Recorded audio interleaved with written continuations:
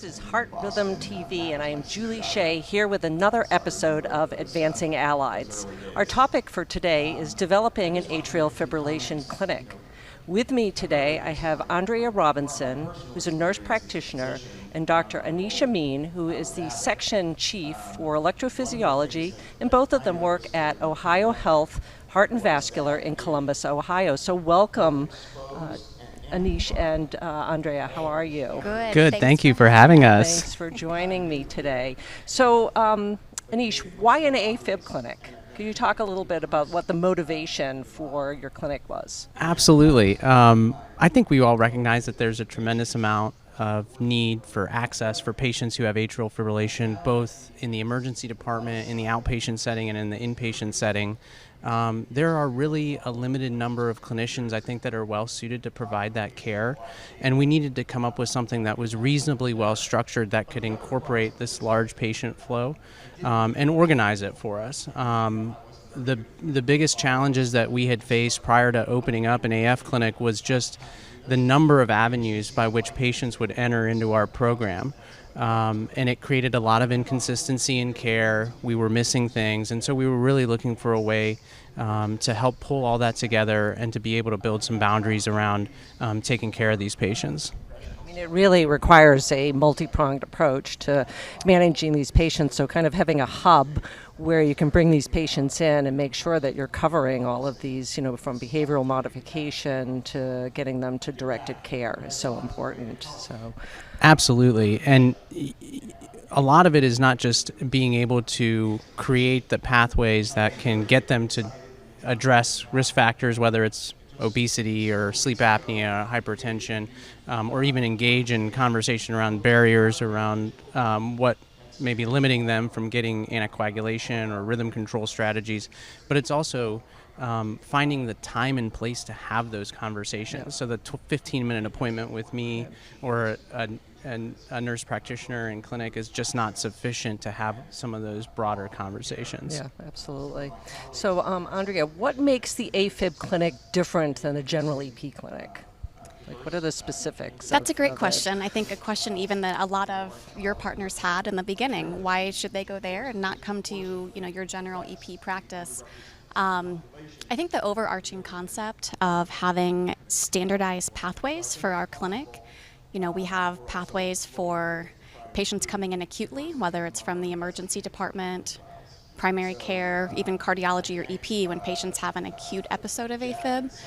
The acute pathway into our clinic avoids hospitalization. But also the standardized pathway for a newly diagnosed patient within our institution. We've recently built in some hard wiring through our EMR. We use Epic, but an AFib care path where if they're newly diagnosed, the clinician is prompted to refer them to our AFib clinic. And so what that does is it really standardizes the messaging and education that newly diagnosed patients are getting.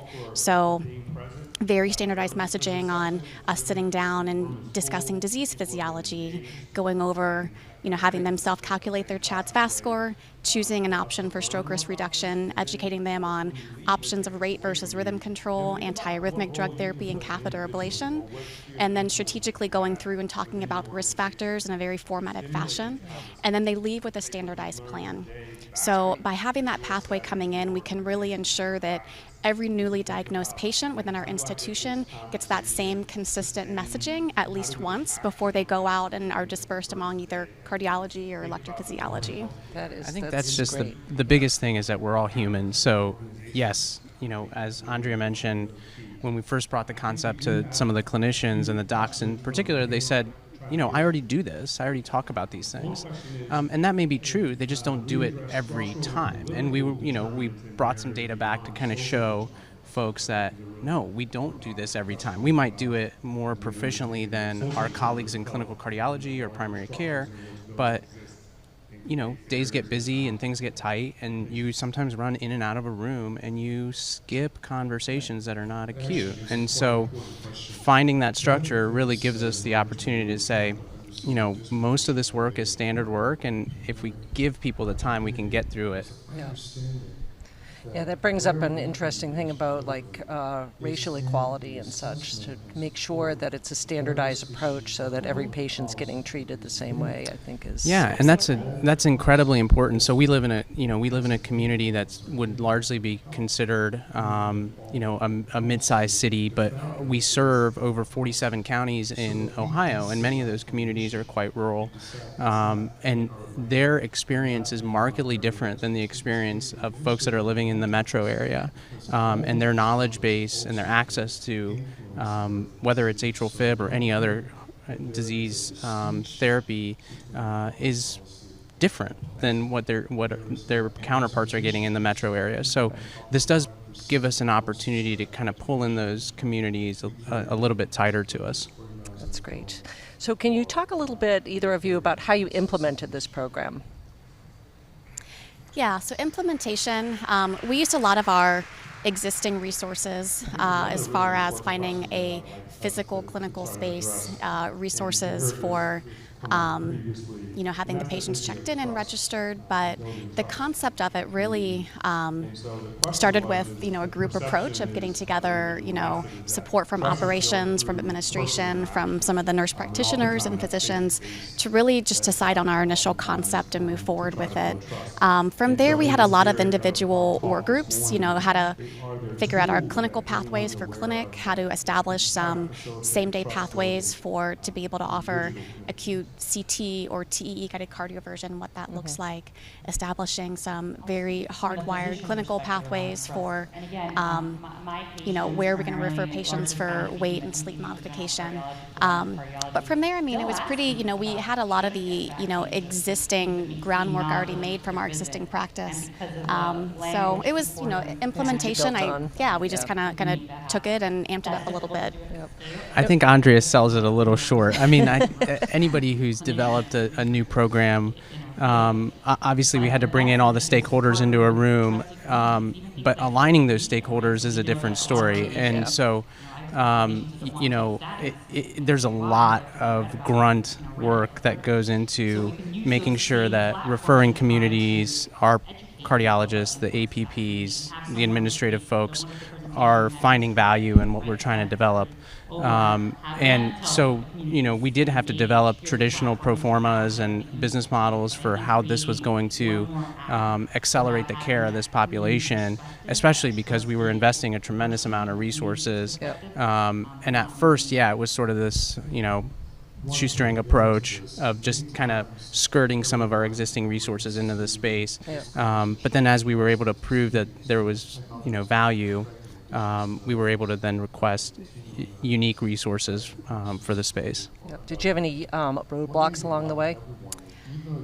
I wouldn't say we had a lot of roadblocks. I actually feel very fortunate. I feel like the sell was pretty easy. I think the value is very clear about an AFib clinic, and we made that business case very easily. So it was more about just adjusting over time, and when things came up, just reassessing. I think initially our focus was on the acute pathways, was focusing on the emergency department, making sure those patients were acutely managed, avoiding hospitalization and seen in an acute amount of time, 1 to 2 business days. But then beyond that approach, we said there's so much more we can do with this clinic, and so we really adjusted the goal of our clinic to be not just an acute pathway, but we want every newly diagnosed patient to come in. And so that did require, re-educating a lot of the referring clinicians about who should be referred. It consisted of, working with EMR to kind of hardwire those pathways in. And then it did, we had to go back and ask for more resources because that's a lot more patients than we're seeing just from, adding in that additional pathway. Great, thank you. So kind of the most important question here is, what are your outcomes? Do you have any outcomes information on your clinic? Yeah, absolutely. So I think from our lens, we've focused on sort of 2 sets of outcomes. One is a series of outcomes that maybe would be considered soft, and that's the value that we're bringing to the referring clinicians. And as Andrea described, I mean, it was a little bit of a sell to sort of say, please refer these patients to a nurse practitioner rather than a physician to be seen and evaluated. And now when you have casual conversations in the hallways, what you hear is that, gosh, this is a tremendous resource for my patients who have atrial fib to be seen, evaluated both acutely and routinely, and it's a burden that's lifted off of me. And we hear that time and time again from the general cardiology community, the PCPs, the ER docs, frankly, even our own electrophysiology partners who say, I'm seeing patients who are at least hitting the ground running when they come into my clinic. They understand some of the basic concepts. It makes the conversation much more easier, in a short visit or in a routine visit. The second piece is that we do have to have some hard outcomes. And we were laser focused on that and evaluating what the reduction in ER visits was, what our overall cost savings were from reducing those ER visits, and then looking at, what the downstream referrals were for definitive therapy, whether it was drug loads or ablation, and finding a way to collaborate with the administrative team to assign that back to the AF clinic.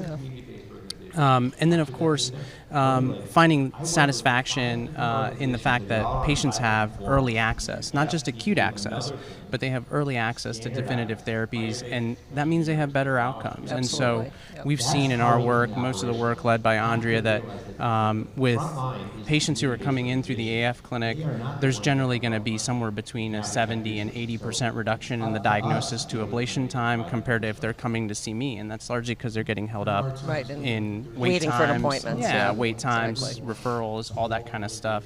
So, the outcomes can be measured in multiple different ways, but so far we've really yet to find anything that has been that has not lived up to the expectation or the sell, so to speak.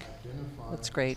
Well, thank you, Andrea, and thank you, Anish, for joining me today and talking a little bit about your atrial fibrillation program. I know that there are many of these kind of sprouting up across the U.S. I fully endorse them. I think that they're great for our patients. So I appreciate your time Thanks today. for having Thank us. you. Thank you for having us. This is Julie Shea, Heart Rhythm TV. Check us out on our YouTube channel and subscribe.